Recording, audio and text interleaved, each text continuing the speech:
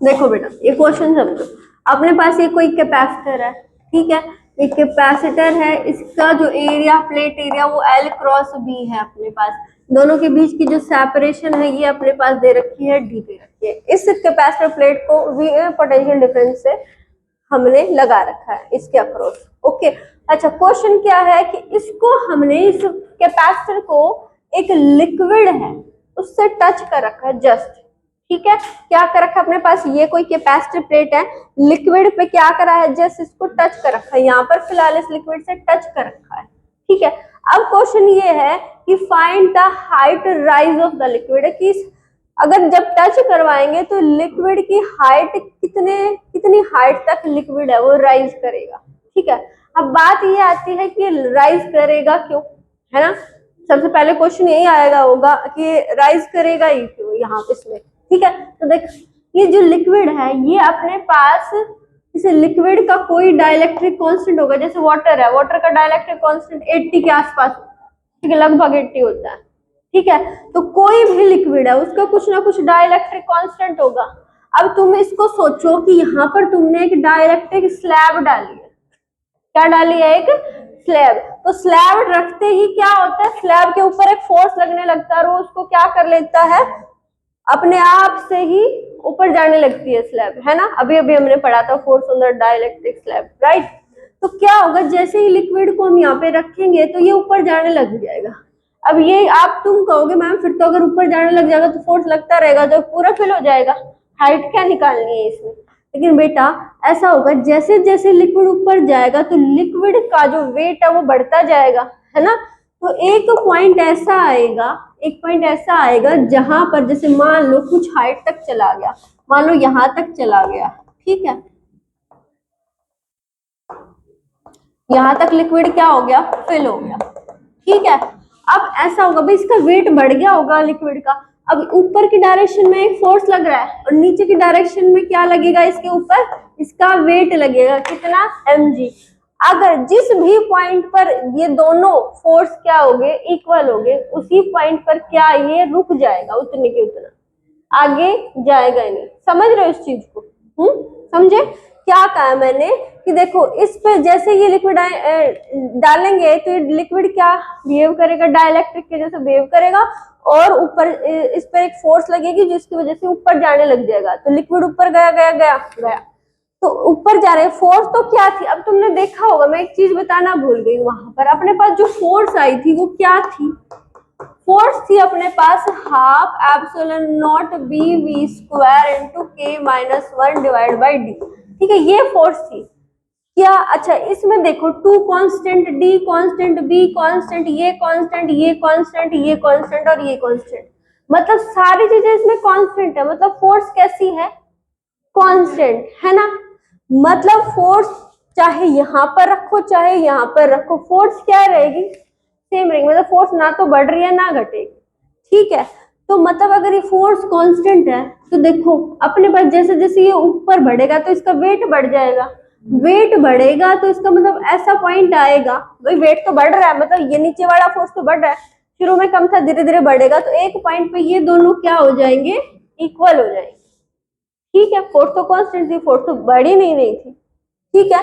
तो ये दोनों क्या हो जाएंगे, इक्वल हो जाएंगे, तो इक्वल हो जाएंगे, वहीं की वहीं पे क्या हो जाएगा, रुक जाएगा, वो हाइट हमने निकाल देनी है, ठीक है। इसका मतलब क्या है, ये अभी हम सिंपल सा क्वेश्चन है, अभी क्या है, ये दोनों चीजें क्या होनी चाहिए, इक्वल होनी चाहिए। तो हम यहाँ पे फोर्स को किसके इक्वल रख देंगे, फोर्स लिखा ना हमने, ये किसके इक्वल हो जाना चाहिए भाई, mg के, है ना, mg की। अभी हमें हाइट चाहिए तो हम mg को कैसे लिख देंगे, m क्या होता है, मास होता है, मास को हम क्या लिख सकते हैं, वॉल्यूम इनटू डेंसिटी लिख सकते हैं, volume into density. Mass density क्या होती है, जैसे डेंसिटी क्या होती है, मास पर यूनिट वॉल्यूम, तो मास को हम कैसे लिख सकते हैं, volume into density, density into volume लिख सकते हैं। ओके तो मान लिया हमने ये लिक्विड की डेंसिटी क्या है, रो है, और इसका वॉल्यूम v है। अच्छा वॉल्यूम समझो, यहाँ पे वॉल्यूम कितना होगा, इस लिक्विड का इतना वॉल्यूम है, उसी का मास हमें काउंट करना है ना, बाहर वाले से तो हमें मतलब है नहीं, इसके अंदर इतना भरा, तो अगर इसका वॉल्यूम निकालें तो जैसे मान लिया यहाँ पर ये x डिस्टेंस से चला गया, कहाँ तक चला गया, जैसे मान लो तुम ऐसे मान लो जैसे ये पूरी कितनी है, ये L है, लेंथ कितनी है इसकी, L है, तो तुम क्या मान लो ये कहाँ तक चला गया, मान लो अगर ये पूरी L है तो इसको x है तो इसको क्या मान लोगे, L माइनस x मान लो, ठीक है। अच्छा अब समझो, देखो इस क्वेश्चन में, ठीक है बेटा समझो, ये हमने क्या मान ली, x मान ली। अब समझो अपने यहाँ पे क्या है, वॉल्यूम इनटू मास को हम क्या लिख सकते हैं, डेंसिटी इनटू वॉल्यूम। वॉल्यूम क्या है यहाँ पर, इस लिक्विड का अगर हमें वॉल्यूम निकालना है तो वॉल्यूम भाई ये पूरा एक क्यूबॉइड टाइप हो जाएगा, है ना। ये क्या बन जाएगा, देखो एक कैपेसिटर की प्लेट्स है, इसका लेंथ है, इसकी लेंथ है, इसका एरिया है और ये सेपरेशन है। तो सेपरेशन कितनी है भाई, d है, ये क्या है इसका b है, ये लेंथ हमने मान ली x, ठीक है, लेंथ क्या मान ली हमने, x हाइट तक भरा। हाइट समझिए तो हम लेंथ को h भी मान सकते हैं अगर हमने हाइट निकालनी है, यही x, चाहे x निकालो चाहे h निकालो, ठीक है ओके। तो इसका वॉल्यूम कितना हो जाएगा, क्यूबॉइड का वॉल्यूम कितना होता है, LBH, है ना, LBH, सीधा का सीधा। तो यहाँ पर हम क्या लिख देंगे इसको, L B और H इंटू G। यहाँ से देखो B से क्या कैंसिल हो जाएगा, B कैंसिल हो जाएगा, ओके। अब क्या करना है, अब अपने पास half epsilon naught V square D into K minus 1 यहाँ पे बचेगा। हमें तो H निकालना है तो बचा क्या, रो L और G, ये तीनों यहाँ पर आ जाएंगे, इधर डिवाइड में हो जाएंगे, रो L H G, sorry H तो हमने निकालना है, ठीक है। ये आ गई अपने पास बस हाइट। अभी मैं फिर से बता देती हूँ, क्वेश्चन को रिपीट करवा देती हूँ, क्या कहा मैंने। अपने पास बेटा इसका वॉल्यूम, ये देखो क्या करना, क्या है, हमने ये देखना है कि कितना हाइट पर जा रहा है, ठीक है। उसके लिए हमें क्या करना पड़ेगा भाई, ये ऊपर जाएगा, ऊपर जाएगा तो वेट बढ़ेगा और एक टाइम पे ऐसा आएगा ये जो फोर्स लग रहा है और ये जो वेट है दोनों इक्वल हो जाएंगे। तो हमने फोर्स और वेट को क्या कर दिया, इक्वल कर दिया। भाई हमें तो हाइट चाहिए, तो हम मास को कैसे लिख लेंगे, मास को वॉल्यूम इनटू डेंसिटी लिख लेंगे और वॉल्यूम क्या हो जाएगा, LBH हो जाएगा इसका, क्योंकि ये क्यूबॉइड टाइप बन जाएगा, ठीक है। तो इसका वॉल्यूम कितना हो जाएगा, LBH हो जाएगा, बस इसके इक्वल रखा और हमने क्या निकाल दी, हाइट निकाल दी, ठीक है बेटा, देख लो इसको। देखो बेटा अपने पास नेक्स्ट टॉपिक है डाइलेक्ट्रिक इंसर्टिंग विद और विदाउट बैटरी, ठीक है। मतलब क्या, देखो अभी तक हमने क्या पढ़ा है, अभी तक जैसे हमने माना है कि कोई कैपेसिटर है, ठीक है, उस कैपेसिटर को हमने क्या कर दिया, एक बैटरी से कनेक्ट कर दिया और उसके बाद हम क्या कर रहे थे, एक डाइलेक्ट्रिक स्लैब को इंसर्ट कर रहे थे। अभी तक हमने जितने भी क्वेश्चन देखे हैं उसमें यही था कि हमने कैपेसिटर को क्या कनेक्ट कर रखा था, बैटरी से कनेक्ट कर रखा था और तब हम बैटरी के साथ कनेक्ट होते होते हम क्या कर रहे थे, उसके अंदर डाइलेक्ट्रिक स्लैब डाल रहे हैं, ठीक है। अब हम पढ़ेंगे बैटरी के साथ और बिना बैटरी से क्या चेंजेस आते हैं, ठीक है। तो सबसे पहले हम विद बैटरी पढ़ते हैं, उसके बाद देखेंगे विदाउट बैटरी, ठीक है। फर्स्ट क्या है, विद बैटरी। समझो, सबसे पहले बैटरी के साथ डालते हैं तो अपने पास जैसे कि सबसे पहले आता है कैपेसिटेंस, ठीक है। जैसे मान लिया मैंने ये अपने पास कोई कैपेसिटर है, इसको मैंने V वोल्ट से कनेक्ट कर रखा है। अभी हम क्या डाल रहे हैं, इसके अंदर एक डाइलेक्ट्रिक स्लैब डाल रहे हैं जिसका कांस्टेंट है K, ठीक है। समझो अब चीज को। अच्छा जब हमने कैपेसिटर के अंदर ये डाल दिया, स्लैब डाल दिया, तो इसका कैपेसिटेंस है वो कितना हो जाता है, कितना हो जाता है, ये शुरू में बात कर चुके हैं हम, K हो जाएगा, K इंटू C, मतलब जो C नया बनेगा, न्यू बनेगा, वो किसके इक्वल हो जाएगा, C इंटू इनिशियल, है ना। और ये कितना होता है, epsilon not A by D, ठीक है। तो अब KC हो जाएगा, ओके ठीक है। अभी हमने क्या कनेक्ट कर रखा है, इसके साथ बैटरी कनेक्ट कर रखी है। अगर हम चार्ज की बात करें, चार्ज क्यू पर क्या इफेक्ट पड़ता है, चार्ज पर। देखो अब मेरी बात समझो, शुरू में इसका कैपेसिटेंस C था, ठीक है, ध्यान से समझने की कोशिश करना। शुरू में इसका कैपेसिटेंस क्या था, C था। जब हमने इसके अंदर डाला तो इसका कैपेसिटेंस बढ़ गया, Kc हो गया। बढ़ने से, कैपेसिटेंस बढ़ने से इसकी क्षमता बढ़ गई, मतलब ये और ज्यादा चार्ज स्टोर कर सकता है, राइट। और ज्यादा चार्ज स्टोर करेगा तो भैया वो चार्ज, एक्स्ट्रा चार्ज वो कौन फ्लो करवाएगा, बैटरी, क्योंकि बैटरी इसके साथ कनेक्टेड है तो बैटरी फ्लो करवाएगी वो और ज्यादा चार्ज, ठीक है। तो मतलब बैटरी ने क्या करवा दिया, चार्ज फ्लो करवा दिया। तो चार्ज फ्लो करवा दिया तो इसका चार्ज भी क्या हो गया, चेंज हो गया, बढ़ गया। कितना बढ़ जाएगा अपने पास, Q इज इक्वल टू क्या होता है, CV होता है। तो V तो क्या है अपने पास, V तो हमने लगा रखा है, कांस्टेंट है ना। V क्या है अपने पास, कांस्टेंट। भाई V तो हमने अपने आप से लगाया है ना कि कितने वोल्ट की बैटरी है, राइट। वोल्ट पोटेंशियल तो कांस्टेंट है। अब QCV तो K क्या है अपने पास, बढ़ गया है, ये कितना है, ये तो KC है। तो हम इसको अपने पास चार्ज भी बढ़ जाएगा, KCV इनिशियल है, न्यू न्यू न्यू न्यू, ठीक है। तो मतलब ये CV तो क्या था, पुराना चार्ज था। अब न्यू चार्ज कितना हो गया अपने पास, K इंटू, मान लो K इंटू ये पुराना Q इनिशियल, मतलब चार्ज भी क्या हो गया, बढ़ गया अपने पास, चार्ज भी क्या हो गया, बढ़ गया। ध्यान से समझना क्या बोला मैंने, बैटरी, अगर बैटरी कनेक्टेड है तो कैपेसिटेंस बढ़ जाता है, ये तो हम पढ़ चुके हैं। दूसरी बात, चार्ज भी बढ़ जाता है, अगर हमने बैटरी कनेक्ट कर रखी है तो क्या भी बढ़ जाता है, चार्ज भी बढ़ जाता है। तीसरी बात करें, अगर हम इलेक्ट्रिक फील्ड की बात करें, ठीक है, इलेक्ट्रिक फील्ड होता क्या है अपने पास, ये फॉर्मूला होता है V/D। तो मेरे को एक बात बताओ, जब हमने बैटरी लगा रखे तो क्या V चेंज होता है, अभी नहीं चेंज होगा। क्या डी सेपरेशन चेंज होएगी, नहीं होगी। तो इसका मतलब ये दोनों चेंज नहीं हो रहे, इसका मतलब ये क्या रहता है, V कांस्टेंट। V क्या रहेगा, कांस्टेंट। कब, जब हमने बैटरी को कनेक्ट करके रखा है, ठीक है। तीसरी बात, अगर हम पोटेंशियल, ये तो अपने पास शुरू में ही था, क्या था, कांस्टेंट, ये तो कांस्टेंट है ही। अगर हम बात करें एनर्जी की, तो एनर्जी क्या रहेगी, एनर्जी क्या होती है, हाफ CV² होती है ना। एनर्जी क्या होती है, हाफ CV²। तो हाफ C कितना बढ़ जाता है भाई, KC हो जाता है ना। C कितना हो जाता है, KC। और वोल्ट, ये पोटेंशियल तो बढ़ती ही नहीं है, V²। तो मतलब एनर्जी को भी देखे तो K बाहर ले लूंगी मैं अपने पास, हाफ CV²। एनर्जी भी क्या बढ़ गई, कितने टाइम्स, K टाइम्स। तो अपने पास एनर्जी कितना हो जाएगी, K इंटू इनिशियल एनर्जी, ठीक है। समझे सारी चीजें। जब ये कब सिचुएशन थी, ये थी बैटरी कनेक्टेड है। बैटरी कनेक्टेड है तो पोटेंशियल कांस्टेंट हो जाएगा, पोटेंशियल कांस्टेंट हो जाएगा। तो देखो C तो अपने पास बढ़ता ही बढ़ता है, चार्ज भी C बढ़ता है तो अपने पास उसकी वजह से चार्ज भी बढ़ जाएगा। चार्ज फ्लो भी करवा देगा, कौन फ्लो करवा देगा, बैटरी है हमारे पास, ठीक है। अच्छा, V कांस्टेंट रहेगा, सॉरी इलेक्ट्रिक फील्ड कांस्टेंट रहेगा और D कांस्टेंट है, ठीक है। तो अपने पास V तो हमारे पास कांस्टेंट है ही, एनर्जी भी बढ़ जाएगी, कितनी, K टाइम्स हो जाएगी। ये सारी चीजें याद रखोगे, ओके। अब समझो विदाउट बैटरी में क्या होता है।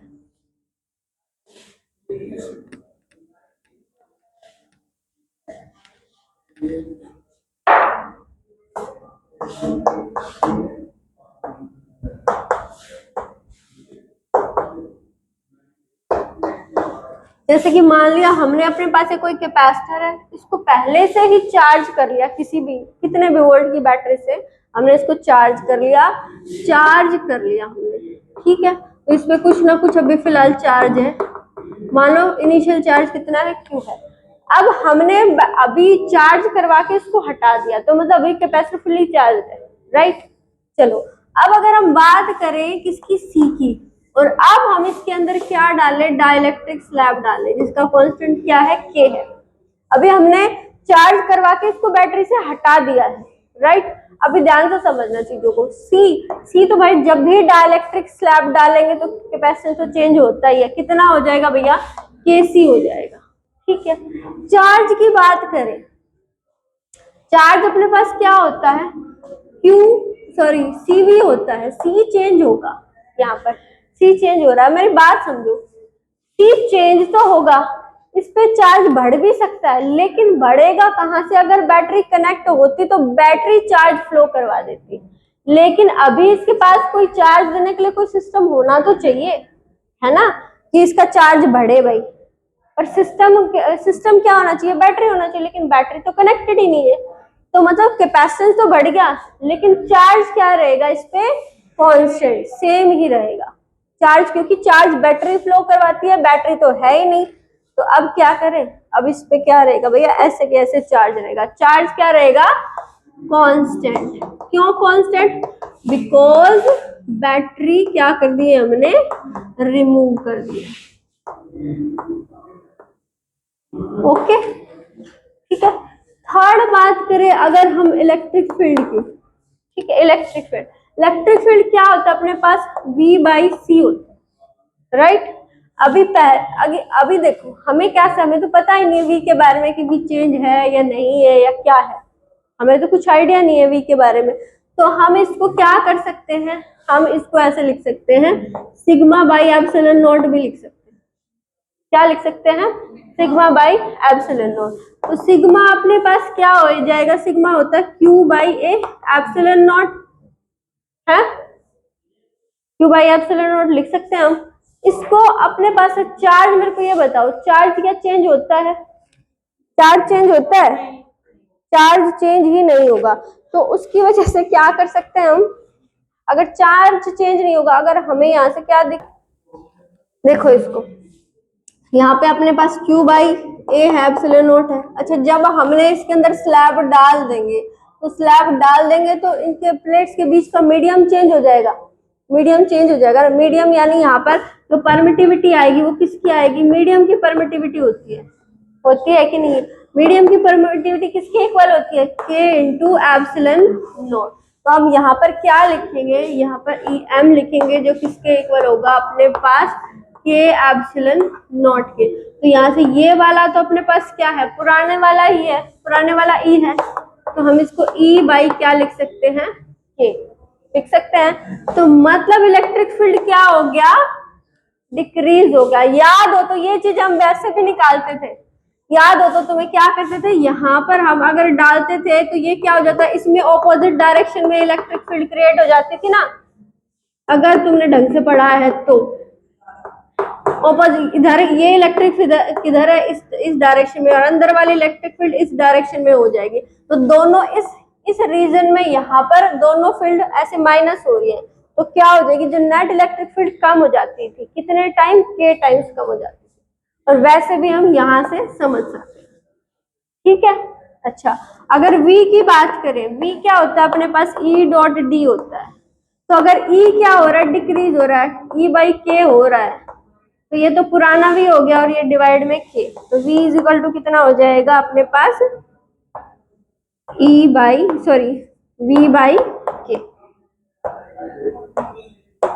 क्या हो गया, पोटेंशियल भी डिक्रीज हो गया। समझो इस चीज को, समझ रहे हो, मुझे लगता है तुम समझ में नहीं आ रही ये चीज समझ में आई। पोटेंशियल डिफरेंस क्या होता है, E.D होता है, यहाँ से E अपने पास E/K हो जाएगा, तो ये ED तो अपने पास पुराना भी होता है डिवाइड में K, तो पोटेंशियल डिफरेंस भी चेंज हो गया, कितना, K टाइम्स, ठीक है, डिक्रीज हो गया। ओके अच्छा अगर एनर्जी की बात करें, एनर्जी अपने पास क्या होती है, हाफ CV² होती है, ठीक है। हमें पोटेंशियल डिफरेंस के बारे में अगर नहीं पता तो हम दूसरे तरीके से भी निकाल सकते हैं, Q²/2C से, ठीक है, हाफ CV से भी निकाल सकते हो, ठीक है। तो यहाँ पे C क्या है भाई, C क्या चेंज हो चुका है, कितना, K टाइम्स, तो इसको हम क्या लिख सकते हैं, KC लिख सकते हैं। मतलब एनर्जी क्या होगी भाई अपने पास, डिक्रीज या इंक्रीज, देखो ये Q²/2C को हम क्या लिख देंगे, पुराने वाला U डिवाइड बाई क्या है, K बच गया K, एनर्जी क्या हो गई, डिक्रीज हो गई। इंसर्ट करते हैं डाइलेक्ट्रिक स्लैब तो क्या हो जाती है, एनर्जी डिक्रीज हो जाती है, ठीक है। तो बेटा ये थे तुम्हारे, ये जब बैटरी लगी रहती है तब डाइलेक्ट्रिक स्लैब डालते हैं, उससे उसके सारी चीजें, और बैटरी नहीं होती है तो इन सब चीजों पे क्या इफेक्ट पड़ता है, याद रहेगा ये चीजें, इस पे क्वेश्चन आते हैं डायरेक्ट, ठीक है। ओके चलो तो बेटा आज के लिए बस इतना ही बहुत है, मिलते हैं नेक्स्ट वीडियो में।